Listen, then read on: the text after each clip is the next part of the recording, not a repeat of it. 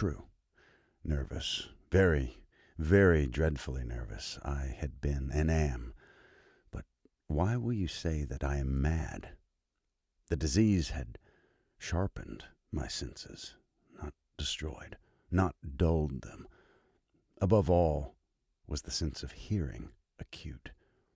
I heard all things in the heaven and in the earth. I heard many things in hell. How then am I mad?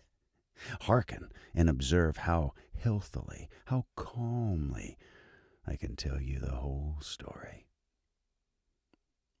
It is impossible to say how first the idea entered my brain, but once conceived, it haunted me day and night. Object, there was none. Passion, there was none. I loved the old man. He had never wronged me. He had never given me insult. For his gold, I had no desire. I think it was his eye. Yes, it was this. He had the eye of a vulture, a pale blue eye with a film over it. Whenever it fell upon me, my blood ran cold. And so, by degrees, very gradually, I made up my mind to take the life of the old man, and thus rid myself of the eye forever. Now, this is the point. You fancy me mad. Madmen know nothing. But you should have seen me. You should have seen how wisely I proceeded, with what caution, with what foresight, with what dissimulation I went to work. I was never kinder to the old man than during the whole week before I killed him. And every night, about midnight, I turned the latch of his door and opened it, oh, so gently. And then, when I had made an opening sufficient for my head, I put in a dark lantern, all closed so that no light shone out, and then I thrust in my head. Oh, you would have laughed to see how cunningly I thrust it in. I moved it slowly, very, very slowly, so that I might not disturb the old man's sleep. It took me an hour to place my whole head within the opening, so far that I could see him as he lay upon his bed. Would a madman have been so wise as this? And then, when my head was well in the room, I undid the lantern cautiously. Oh, so cautiously. Cautiously, for the hinges creaked. I undid it just so much that a single thin ray fell upon the vulture eye. And this I did for 7 long nights, every night just at midnight. But I found the eye always closed, and it was impossible to do the work. For it was not the old man who vexed me,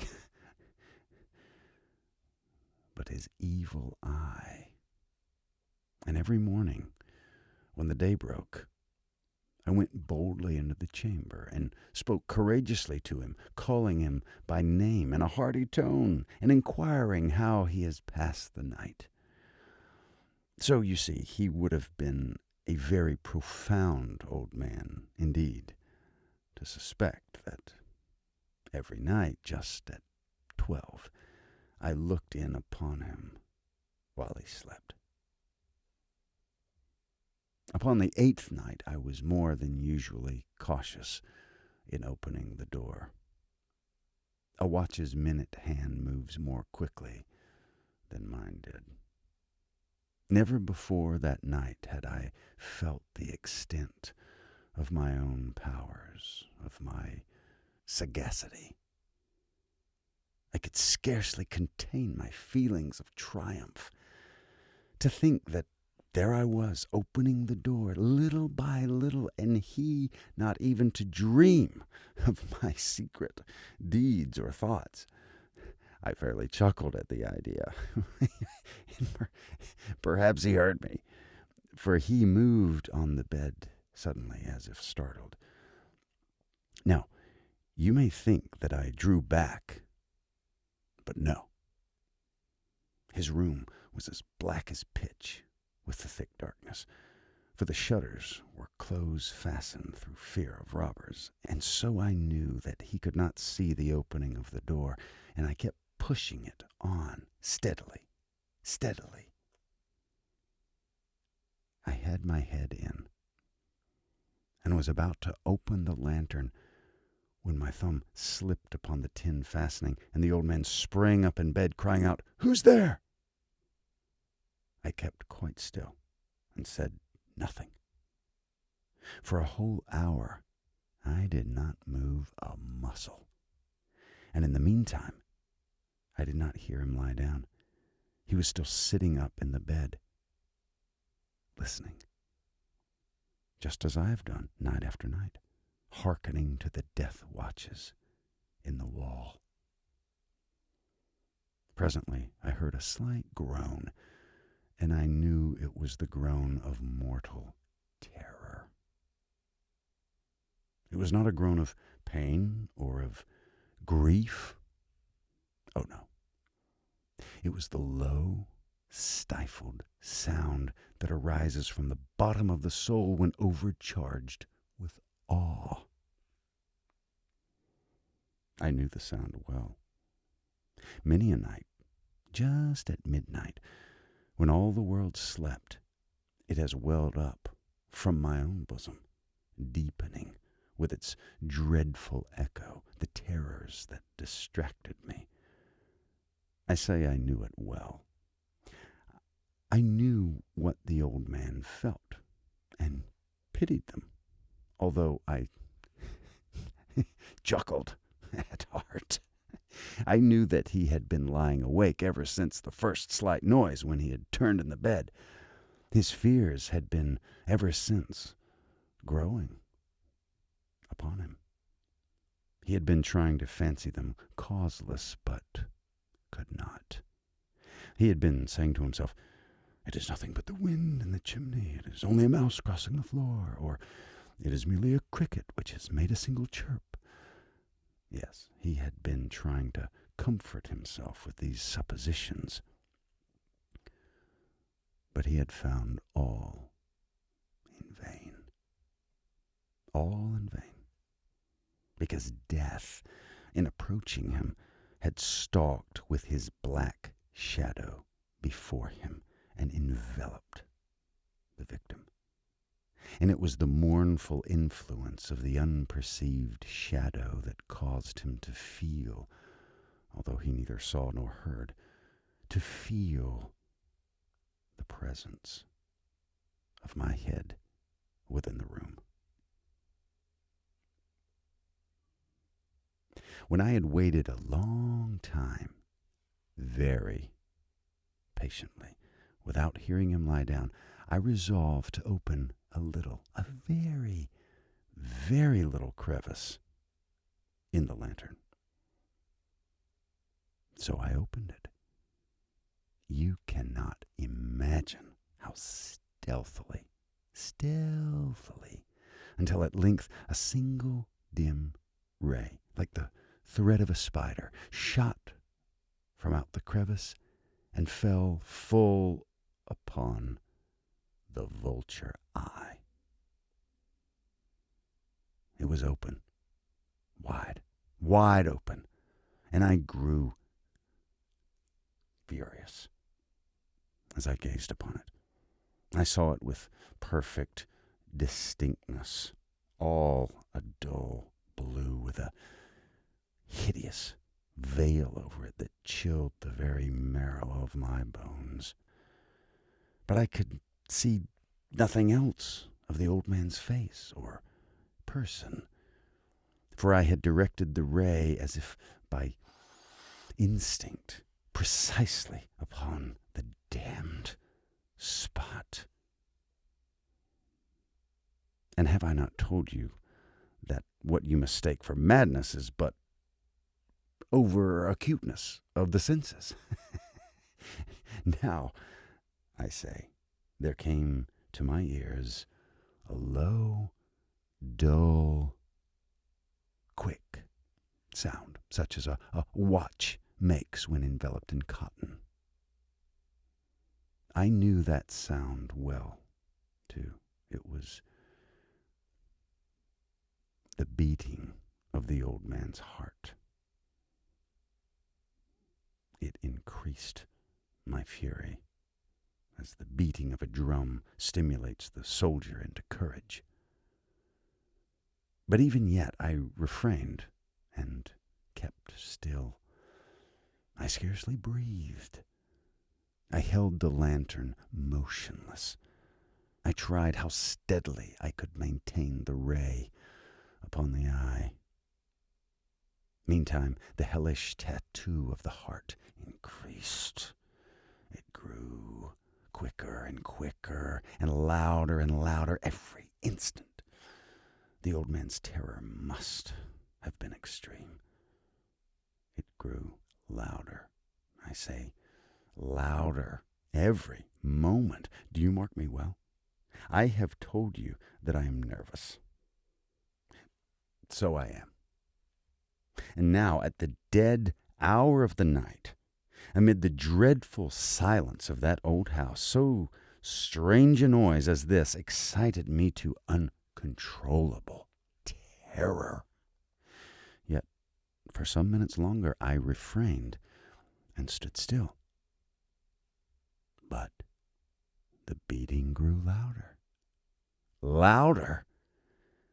I felt the heart must burst, and now a new anxiety seized me. The sound would be heard by a neighbor. The old man's hour had come.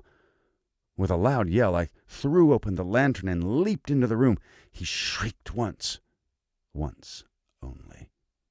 In an instant, I dragged him to the floor and pulled the heavy bed over him. I then smiled gaily to find the deed so far done. But for many minutes, the heart beat on with a muffled sound. This, however, did not vex me. It would not be heard through the wall. At length it ceased. The old man was dead. I removed the bed and examined the corpse. Yes, he was stone dead. I placed my hand upon the heart and held it there many minutes. There was no pulsation. He was stone dead. His eye would trouble me no longer. If still you think me mad, you will think so no longer when I describe the wise precautions I took for the concealment of the body. The night waned, and I worked hastily, but in silence. First of all, I dismembered the corpse. I cut off the head and the arms and the legs.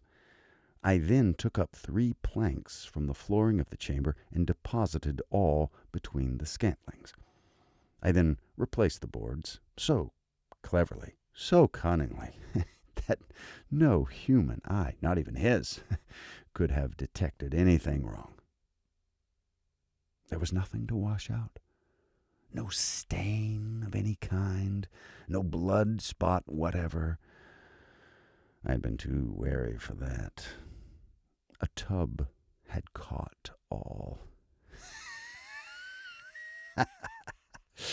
When I had made an end of these labors, it was 4 o'clock, still as dark as midnight. As the bell sounded the hour, there came a knocking at the street door. I went down to open it with a light heart. For what had I now to fear? There entered 3 men who introduced themselves with perfect suavity as officers of the police. A shriek had been heard by a neighbor during the night. Suspicion of foul play had been aroused.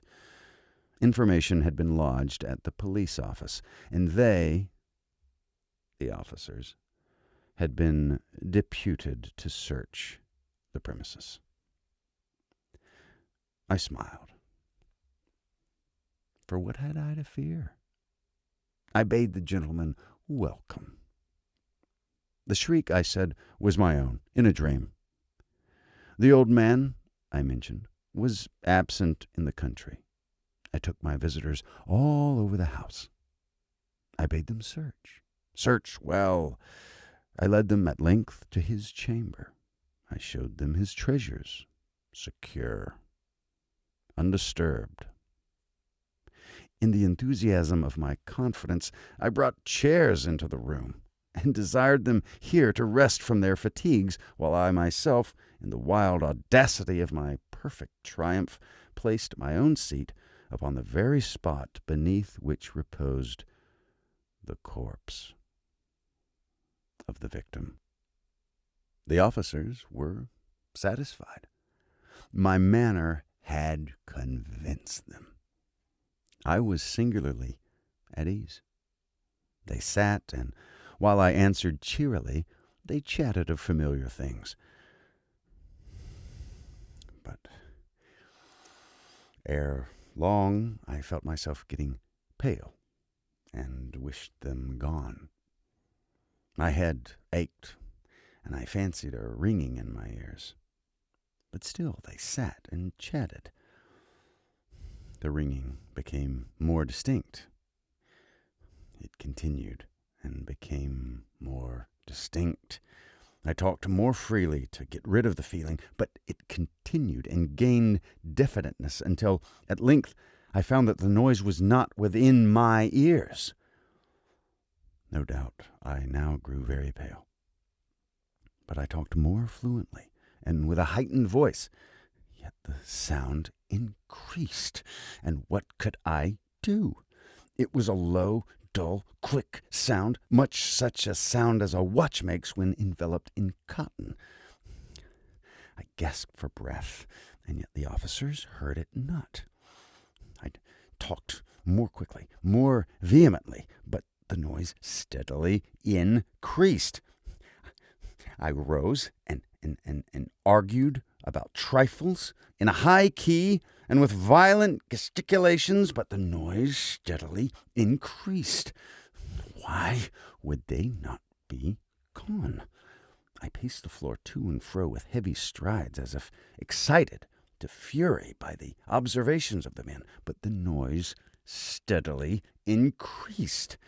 Oh, God, what could I do? I foamed. I raved. I swore. I swung the chair upon which I had been sitting and grated it upon the boards, but the noise arose over all and continually increased. It grew louder. Louder. Louder. Was it possible they heard not? Almighty God! No!